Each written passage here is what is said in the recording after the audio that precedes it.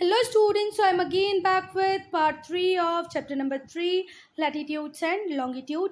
In part 2 student we have completed latitudes. पूरा latitude वाला जो part है, latitude, heat zones, ये हमने कब complete कर लिया बच्चा? part 2 में complete कर लिया है. part 3 हम start करेंगे longitudes. Now meridians of longitude. Student किसी भी प्लेस को लोकेट करना है अर्थ पे तो सिर्फ लैटिट्यूड के बेसिस पे नहीं कर सकते, क्योंकि ये जो 60 डिग्री या 30 डिग्री ये 0 डिग्री रहा. अगर हम बात करें ये जो 60 डिग्री क्या है, लैटिट्यूड है. इससे अगर मैं किसी प्लेस को लोकेट करना चाहूँगी तो बेटा ये तो पूरा 60 डिग्री लैटिट्यूड है. यहाँ भी 60 डिग्री है, यहाँ भी 60 डिग्री, यहाँ भी और यहाँ भी 60 डिग्री है ना. तो इस अकेले के बेसिस पे क्या हम किसी प्लेस को लोकेट कर सकते हैं? तो बिल्कुल नहीं कर सकते. इसलिए हमने एक टाइप की और इमेजिनरी लाइन बनाई जिसको हम बोलते हैं लॉन्गिट्यूड. अब प्लेस को डिस्क्राइब करना थोड़ा सा आसान हो जाएगा कि भाई 60 degree place, 60 degree latitude, 60 degree latitude पे तो वो जगह है, पर साथ में ही वो जगह 30 डिग्री लॉन्गिट्यूड पर भी है. तो अब आप इजीली लोकेट कर पाओगे कि ये हो गया भैया 60 डिग्री लैटिट्यूड और ये वाला जो लॉन्गिट्यूड है इसकी वैल्यू कितनी है, 30 डिग्री. तो अब आप इजीली प्लेस को लोकेट कर पाओगे. क्या मेरी बात समझ में आई? अकेले लैटिट्यूड की बेसिस पे आप किसी जगह को लोकेट नहीं कर सकते, क्योंकि ये पूरा अगर ए लैटिट्यूड है तो बेटा यहाँ भी ए है, यहाँ भी ए है और यहाँ भी ए है. आई बात समझ में? पर अगर यहाँ पता चल जाता है कि बी पॉइंट है, ठीक है, लॉन्गिट्यूड बी है, तो हम बता सकते हैं कि ए लैटिट्यूड पे बी पॉइंट पर वो जगह लोकेटेड है. समझ में आया तो बहुत अच्छी बात, और नहीं आया तो फिर कुछ भी नहीं हो सकता. चलो अब आगे चलेंगे हम. तो हम लोग देखेंगे कि अगर हमें अर्थ के ऊपर किसी प्लेस को लोकेट करना हो नॉर्थ एंड साउथ डायरेक्शन में, तो हम किसका रेफरेंस लेते हैं बेटा? इक्वेटर का. किसका रेफरेंस लेते हैं? इक्वेटर का रेफरेंस लेते हैं कि इक्वेटर के नॉर्थ में या इक्वेटर के साउथ में. पर अगर मुझे ईस्ट और वेस्ट बताना हो तो मैं किसका रेफरेंस लूँ? तो ईस्ट और वेस्ट बताने के लिए हमने एक 0 डिग्री प्राइम मेरिडियन भी बनाई है, जो भी एक इमेजिनरी लाइन ही है, पर उसके रेफरेंस में आप ईस्ट और वेस्ट बता सकते हैं.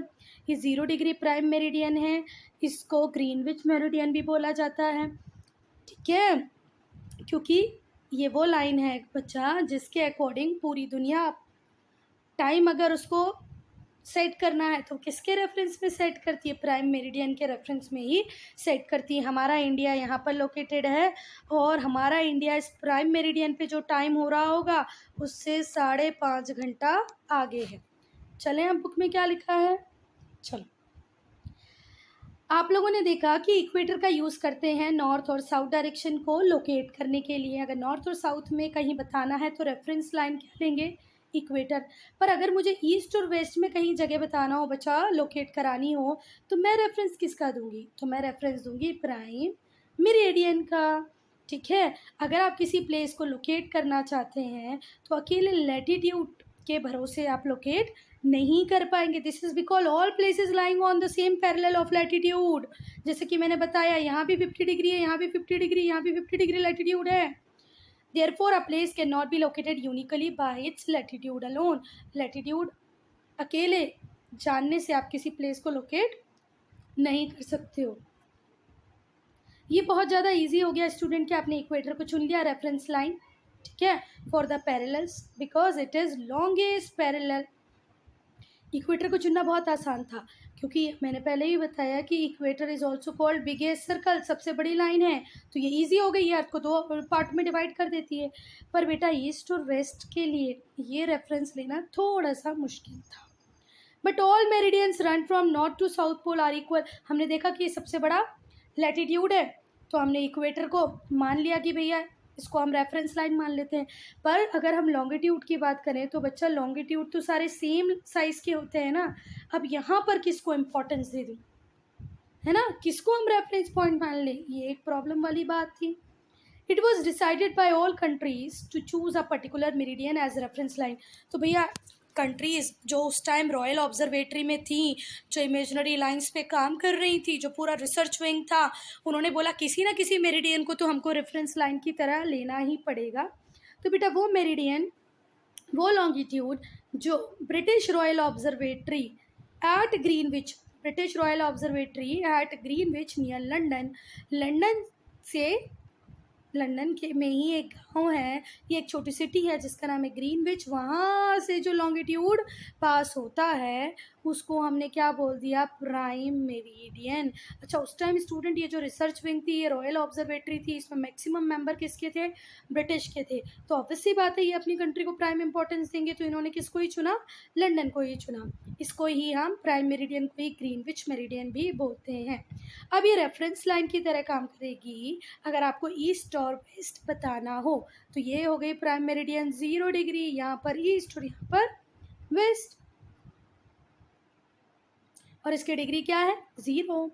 The value of meridian is followed by E और डब्ल्यू, ईस्ट और वेस्ट। नोट दैट, हाँ अच्छा एक बात और ध्यान रखना बेटा, ये जो 180 डिग्री ईस्ट है और 180 डिग्री वेस्ट है, ये दोनों सेम लाइन है, ठीक है। कैसी लाइन है बच्चा, सेम, ये दो अलग अलग नहीं है। आप जब आप अपना मैप खोलोगे ना, तो यहाँ से मैप स्टार्ट होगा, यहाँ पर पैसिफिक ओशन मिलेगा, और जहाँ मैप खत्म होगा वहाँ पर भी आपको पैसिफिक ओशन मिलेगा, है ना।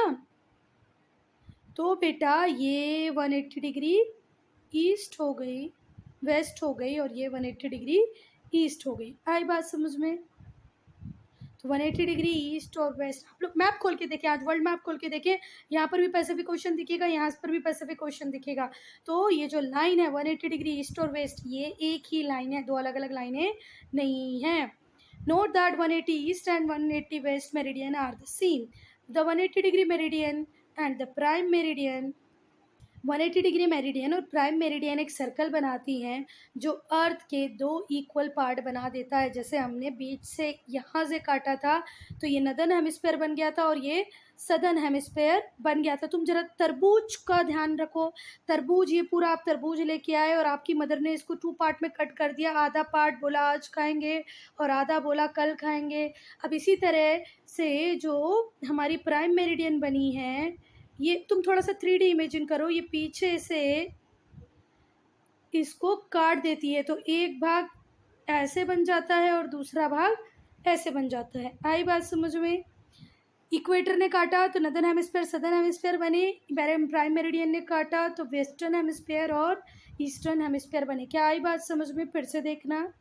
जब आपकी मदर ने तरबूज को ऐसे काटा, ये एक पार्ट बना और दूसरा ये पार्ट बन गया, पर हमारी जो प्राइम मेरिडियन है ये पीछे जाके क्या बनी बेटा, 180 degree meridian.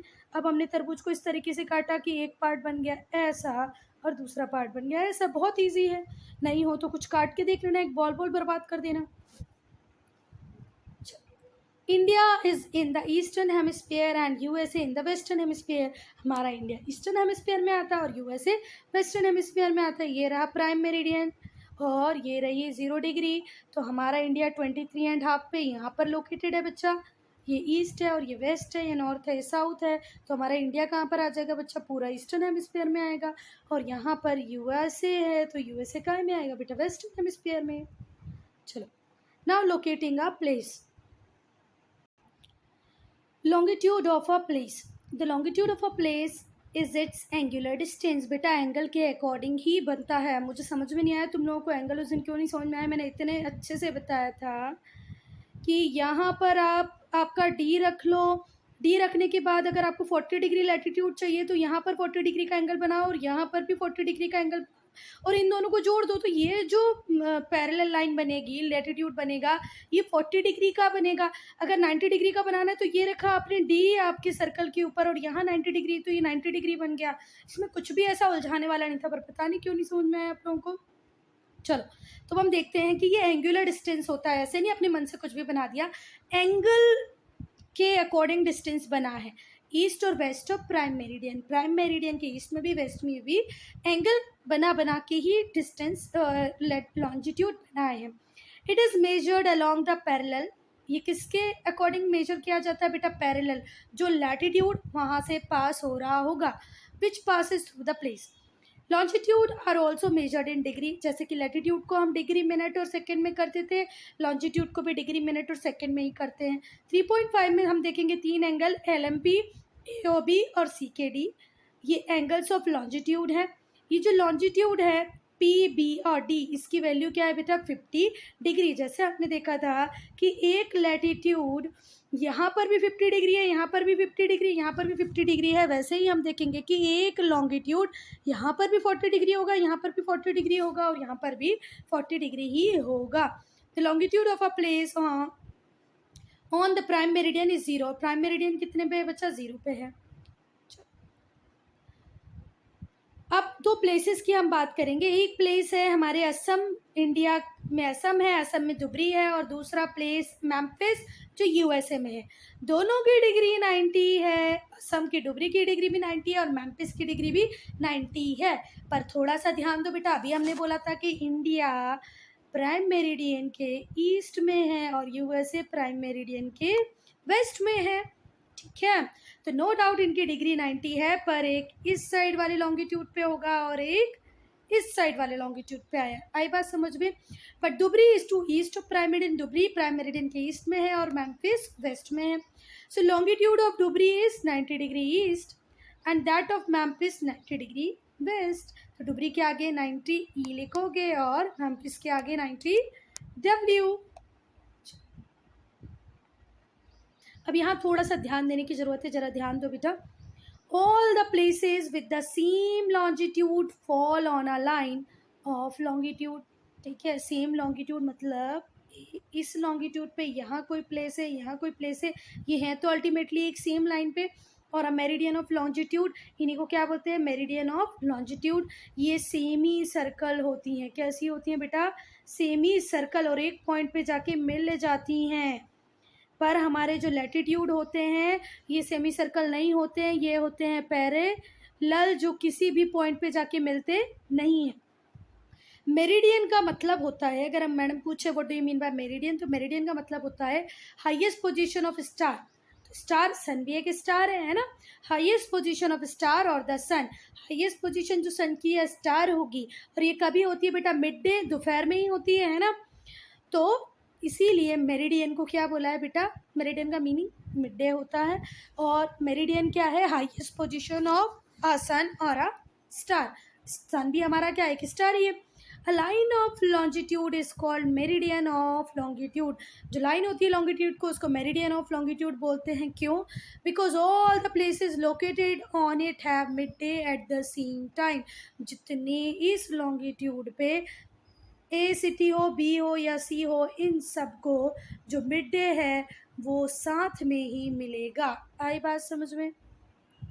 You know that meridian runs from north to south. हम सबको पता है नॉर्थ टू साउथ रन करती है, north pole to south pole, which means that they all meet at a pole. इसका मतलब ये पोल पर आके मिल जाती हैं। कहाँ पर आके मिल जाती हैं बेटा? पोल्स पर आके मिल जाती हैं। कितना गंदा बनाया देखो, 2 मिनट फिर से बनाती हूँ।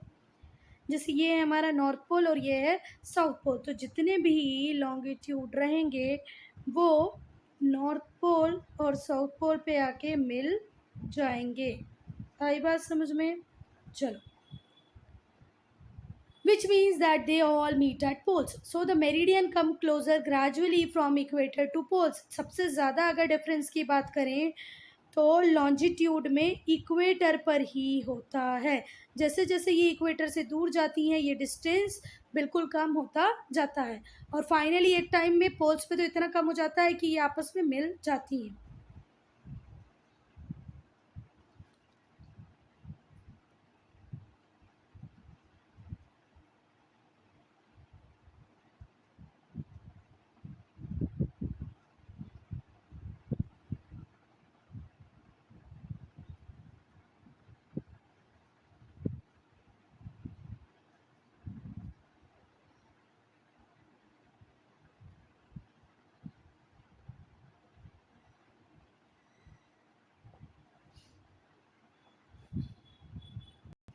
Finding a place.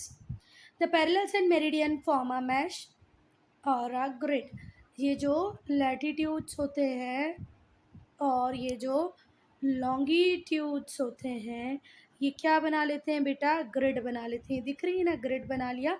या तो आप इसको मैश बोल दो या ग्रिड बोल दो। और ये जो ग्रिड होती हैं यही मैप पे या ग्लोब पे किसी भी प्लेस को लोकेट करने में हेल्प करती हैं।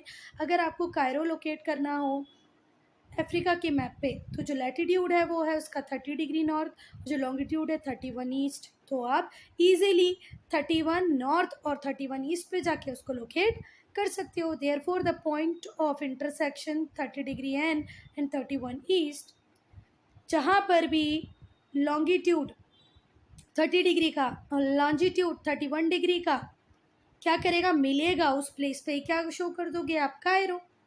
ठीक है बात, देखो यहाँ पर शो है क्या, कायरो नहीं है। चलो हम देखते हैं, कोशिश करते हैं।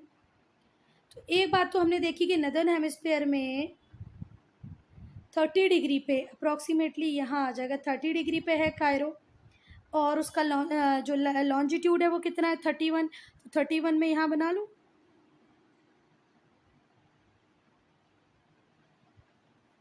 तो ये जो इनका इंटरसेक्टिंग पॉइंट होगा यहाँ पर आपको मिलेगा क्या, कायरो। अब हम बात करेंगे टाइम की। Time can be measured on the basis of movement of heavenly body. Time किसके बेसिस पे मेजर होता है बच्चा, हेवनली बॉडी के मूवमेंट पे, जैसे sun, moon etcetera. The sun rises and sets every day, हर दिन सूरज उगता है डूब जाता है। It is the basic standard for measuring the time of the place. ये एक बेसिक स्टैंडर्ड है, किस तरीके से भी आप टाइम मेजर कर सकते हो। पर जब हमें टाइम में बहुत ज़्यादा प्रेसेशन चाहिए हो, मिनट सेकंड का हिसाब रखना हो, तो ये काम नहीं करेगा ना बेटा।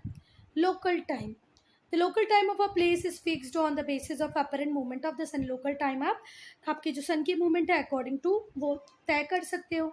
The sun appears to move across the sky from east to west. हमको ऐसा लगता है सूरज ईस्ट से निकल के वेस्ट की तरफ जाता है, पर बेटा ना ही तो सन यहाँ से निकल रहा है ना ही कहीं डूब रहा है। ये एक्चुअल में हमारी अर्थ है जो मूव कर रही है वेस्ट टू ईस्ट, इसीलिए हमें सन ईस्ट टू वेस्ट जाता दिखाई देता है।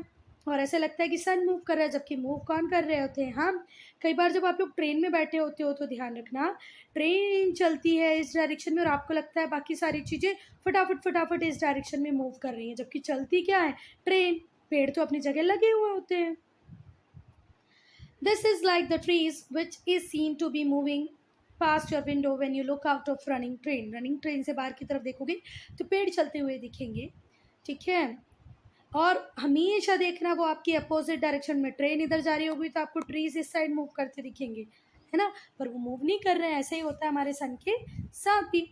जब शाइन एग्जैक्टली सन जो है हमारे एग्जैक्टली ओवरहेड मतलब सर के ऊपर साइन करेगा यहाँ पर, तो उसको हम क्या बोलते हैं, 12 नून। भैया 12 बज गए हैं दोपहर के, तो भैया 12 नून बज जाते हैं कब, जब सन हमारे बिल्कुल सर के ऊपर होता है। एक सिंपल एक्सपेरिमेंट भी कर सकते हो आप। एक ऐसी कोई रॉड ले लो, कोई छड़ ले लो, कोई पैग ले लो, उसको बिल्कुल सीधा किसी ग्राउंड में क्या कर दो, फिक्स कर दो। आप लोग देखोगे मॉर्निंग में भी इसकी जो शेडो होगी वो बहुत लंबी होगी, इवनिंग में भी इसकी शेडो लंबी होगी, पर बेटा जब आफ्टरनून का टाइम होगा तो इसकी शेडो बिल्कुल कम होगी। या तो कई बार ऐसा भी होता है, एक दिन ऐसा आता है जिसको हम क्या बोलते हैं, no shadow day.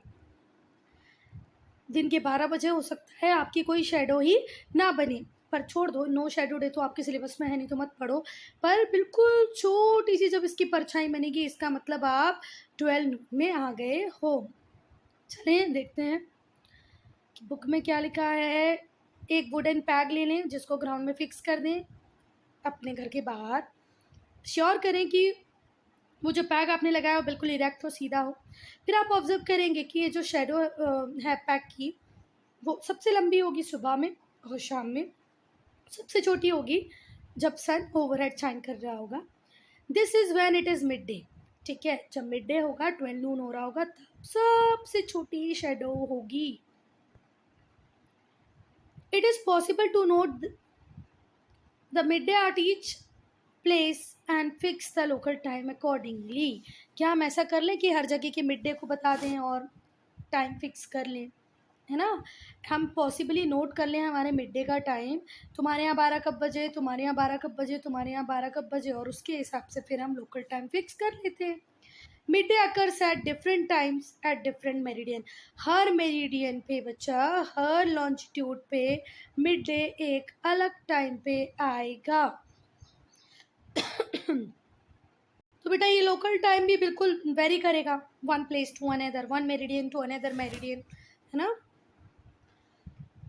Longitude and time, the earth rotates from west to east, earth कैसे रोटेट करती है, वेस्ट टू ईस्ट। जो प्लेसेस बेटा ईस्ट में होंगे वहाँ पर सनराइज जल्दी होगा, मिड डे भी पहले होगा। अगर हम जापान की बात करें तो Japan is known as the land of rising sun. Why it is called the land of rising sun? Because it is located in the east, extreme east of eastern hemisphere. Eastern hemisphere के भी extreme east में कौन सा country located है, Japan. That is why it is called land of rising sun, of country of rising sun. ठीक है, तो बेटा क्योंकि हमारी अर्थ रोटेट कर रही है वेस्ट टू ईस्ट, तो जो ईस्ट में जो प्लेसेस होंगी उन्हें सनराइज पहले मिलेगा, और क्योंकि उन्हें सनराइज पहले मिलेगा तो ऑब्वियसली बात है दोपहर पहले होगी और शाम भी पहले होगी, है ना। Similarly any place which is to the west of your town will have sunrise and mid day letter.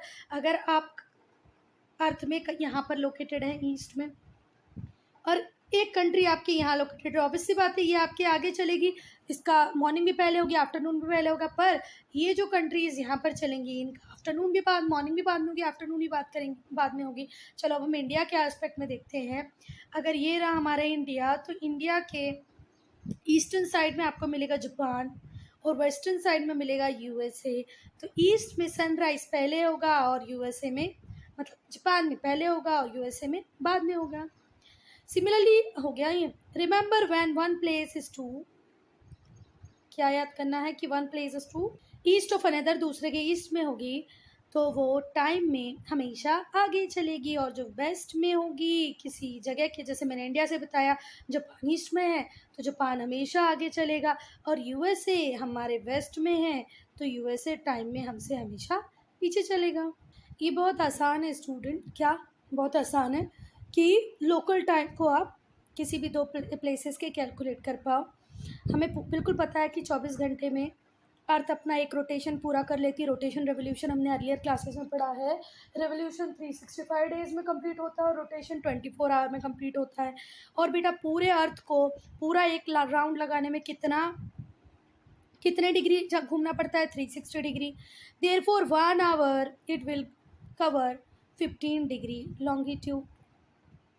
चलो अब हम मैथ्स करते हैं। देखो, अगर 24 आवर में हमारी अर्थ 360 डिग्री रोटेट करती है तो 1 आवर में कितना करती होगी बेटा, 360 डिवाइडेड बाय 24, है ना। 6 4 जा 24, 6 6 जा 30, 4 1 जा 4, 4 5 जा 20। तो 1 आवर में ये कितना रोटेट कर रही है बेटा, 15 डिग्री। 1 आवर में कितना रोटेट कर रही है, 15 डिग्री। आई बात समझ में, यही सिंपल सी बात यहाँ पर दी हुई है, फिर से समझना जिसको समझ में थोड़ा सा कम आए भाई। देखो कहाँ गई ब्लैंक स्पेस, ये रही। अगर हमारी अर्थ 24 आवर में पूरा 360 घूम जाती है, पूरा घूम के अपनी जगह वापस आ जाती है, तो 1 आवर में कितना घूमेगी, तो सिंपल है 360 डिवाइडेड बाय 24। 6 4 जा 24, 6 6 जा 30, 4 1 जा 4, 15 4 जा 60। कितना 1 आवर में कितना घूमी, 15 डिग्री। क्या बात समझ में आ गई? सो स्टूडेंट आई होप ये तो आपको क्लियर हुआ होगा। चलो, तो 1 आवर में वो मूव कर रही है 15 डिग्री। तो 1 डिग्री कितने में मूव कर रही है बच्चा, 4 मिनट में मूव कर रही है। ठीक है, this means the difference in time between prime meridian and the 15 degree meridian is 15 multiply by 460 minute. अगर एक मेरिडियन से दूसरी मेरिडियन जाने में हमें 4 मिनट लग रहे हैं बेटा, कितने मिनट लग रहे हैं, 4 मिनट, तो 0 डिग्री मेरिडियन से 15 डिग्री मेरिडियन तक 4 मिनट करके कितने का डिफरेंस आ जाएगा, 60 मिनट का डिफरेंस आ जाएगा। समझ में आया कि नहीं आया? नहीं आया होगा। देखो यहाँ पर 0 डिग्री मेरिडियन है और यहाँ पर 15 डिग्री मेरिडियन है बेटा, दोनों साइड में।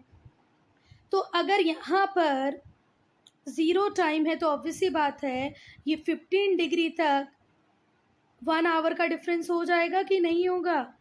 हो ही जाएगा ना, क्योंकि हमने देखा कि हर 1 घंटे में 15 डिग्री मूव कर रही है।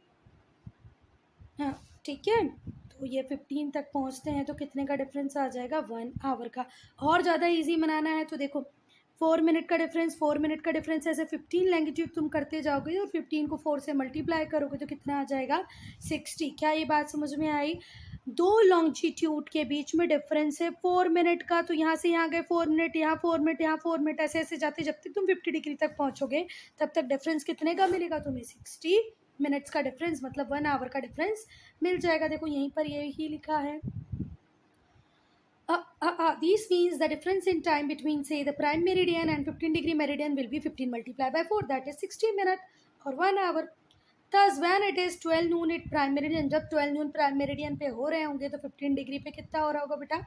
1 PM, ठीक है, and 11 AM at 15 degree west, क्योंकि वो 1 घंटा पीछे चलेगी। यहाँ पर अगर ज़ीरो है, ज़ीरो नहीं है, यहाँ पर अगर 12 नून बज रहे हैं तो ये 1 घंटा आगे है तो यहाँ पर 1 बज रहा होगा बेटा, और ये 1 घंटा पीछे है, यहाँ पर 11 बज रहा होगा। ये वो एक्सपेरिमेंट जो आपको बोला था, ये मॉर्निंग में देखो उसकी शेडो, ये आफ्टरनून में देखो, और कभी कभी ज़ीरो शेडो डे भी होता है, वो हम बाद में देख लेंगे, और ये इवनिंग की shadow day. Now standard time in countries with large east and west extent. वो कुछ कंट्रीज़ जैसे हम रशिया की बात करें, चाइना की बात करें, तो इनका ईस्ट वेस्ट एक्सटेंट बहुत ज़्यादा है बेटा, बहुत बड़ी है कंट्रीज़। देखो रशिया बहुत ज़्यादा फैला हुआ है, ठीक है, फिर चाइना भी कोई कम फैला नहीं हुआ, चाइना भी बहुत ज़्यादा फैला हुआ है, इनके बीच में मंगोलिया आएगा।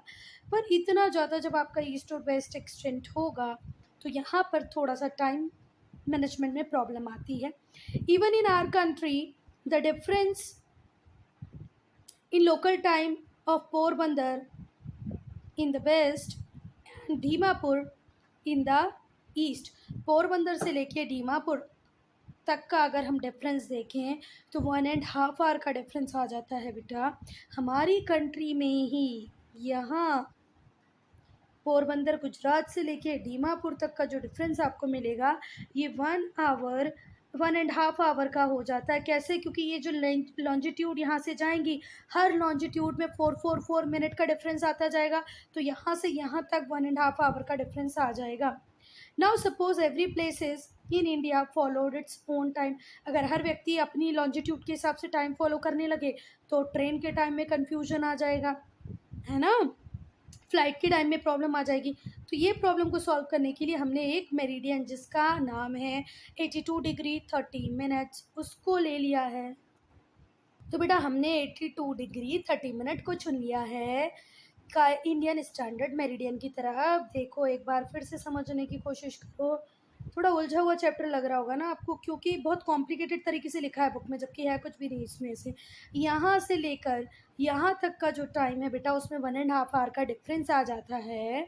तो इसलिए हमने इस मेरिडियन को जिसका नाम है 82 डिग्री 30 मिनट, इसको किसकी तरह ले लिया है बेटा? इंडियन स्टैंडर्ड मेरिडियन की तरह ले लिया है कि भाई तुम लोग जो यहाँ रह रहे हो वो भी इसके हिसाब से टाइम कैलकुलेट करो, तुम जो यहाँ रह रहे हो वो भी इसी के हिसाब से टाइम कैलकुलेट करो। तो नो डाउट हम मानते हैं कि यहाँ से यहाँ तक के टाइम में 1.5 घंटे का डिफरेंस आ रहा था, पर अब यहाँ से ये लोग कैलकुलेट करेंगे और यहाँ से ये लोग कैलकुलेट करेंगे तो इनको इतना ज़्यादा लॉस नहीं होगा और हमारी कंट्री में कन्फ्यूजन भी नहीं बनेगा। The time at prime meridian is called GMT, Greenwich meridian time. ये स्टैंडर्ड टाइम है यूके का। ये जो स्टैंडर्ड टाइम है डिफरेंट कंट्रीज़ में एक्सप्रेस किया जाता है आवर्स में, ठीक है, कि आप GMT से कितना आगे हो कितना पीछे हो। तो भाई जो हम हैं इंडिया वो 5.5 घंटे आगे हैं, अहेड हैं। आगे क्यों हैं भाई? क्योंकि हम इंग्लैंड के ईस्ट में सिचुएटेड हैं। आई बात समझ में? This means that when it is 1 PM in UK, it is 6:30 PM in India. India में इवनिंग क्या हो रही होगी उस टाइम में? Evening. Countries which have very large east and west longitudinal extent, जो कंट्री बहुत बड़ी बड़ी हैं जैसे कि USA, रशिया, है ना, यहाँ पर टाइम मैनेजमेंट को लेके बहुत ही ज़्यादा प्रॉब्लम होती है बेटा। In mainland of USA for example there are 4 standard time. USA ने 4 स्टैंडर्ड टाइम दे दिए हैं, रशिया में 11 स्टैंडर्ड टाइम है। और ये होना ज़रूरी भी था क्योंकि इनकी एक्सटेंट इतनी बड़ी है कि यहाँ से यहाँ तक 6 से 8 घंटे का टाइम डिफरेंस हो रहा है बेटा। तो इससे बेटर है कि यहाँ से यहाँ तक का टाइम जोन अलग, यहाँ से यहाँ तक का टाइम जोन अलग और ये टाइम जोन अलग हो रहा है। ऐसे रशिया का एक्सटेंट सबसे बड़ा है, आपको पता है ना, वर्ल्ड की सबसे बड़ी कंट्री रशिया, तो वहाँ पर 11 टाइम जोन है। टाइम जोन की अगर हम बात करें तो पूरे वर्ल्ड को हमने 24 टाइम जोन में डिवाइड किया है। हर टाइम जोन 15 डिग्री लॉन्जिट्यूड को कवर करता है। ये जो स्टैंडर्ड टाइम जोन है ये meridian passing through centrally through the zone. अच्छा एक बात और सुन लो, ये जो टाइम जोन होता है, जैसे यहाँ से यहाँ तक कोई टाइम जोन है तो इसमें जो टाइम कैलकुलेशन होगा वो इसके centrally the meridian passing through centrally through the zone उस पर बेस करेगा। Area in the time zone follow this standard time, और इसी स्टैंडर्ड टाइम को ये पूरा जोन फॉलो करेगा। when people travel across the zone they have to adjust their watches। बेटा जब आप इस टाइम जोन से निकल के इस टाइम जोन या इस टाइम जोन से निकल के इस टाइम जोन में जाओगे तो आपको अपनी घड़ियों को, वॉचेस को क्या करना पड़ेगा, एडजस्ट करना पड़ेगा।